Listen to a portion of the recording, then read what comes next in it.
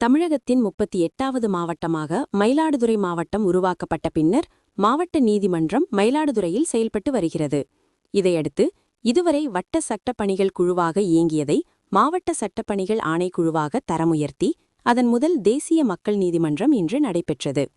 மாவட்ட ஆட்சியர் ஸ்ரீகாந்த், மாவட்ட காவல் கண்காணிப்பாளர் ஸ்டாலின் ஆகியோர் முன்னிலையில் நடைபெற்ற தேசிய மக்கள் நீதிமன்றத்துக்கு மாவட்ட அமர்வு நீதிபதி சத்தியமூர்த்தி தலைமை வகித்து வழக்காடிகளின் பல்வேறு வழக்குகளுக்கு சமரச தீர்வு கண்டு அதற்கான ஆணைகளை வழங்கப்பட உள்ளதாகவும் தெரிவித்து, விபத்தில் பாதிக்கப்பட்ட மூதாட்டி ஒருவருக்கு 3.75 லட்சம் நஷ்ட ஈடாக பெற்றுத்தந்ததற்கான ஆணையை மூதாட்டியிடம் மாவட்ட நீதிபதி வழங்கினார்.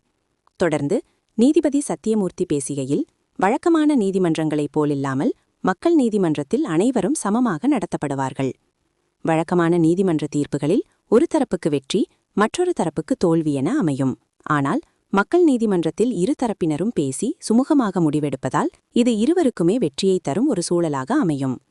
நீதிபதிகளுடன் நேரடியாக அமர்ந்து பேசி நீண்ட நாட்களாக நிலுவையில் உள்ள வழக்குகளுக்கு உடனடி தீர்வு காண இது ஒரு சிறந்த வாய்ப்பாக அமைகிறது என்றார்.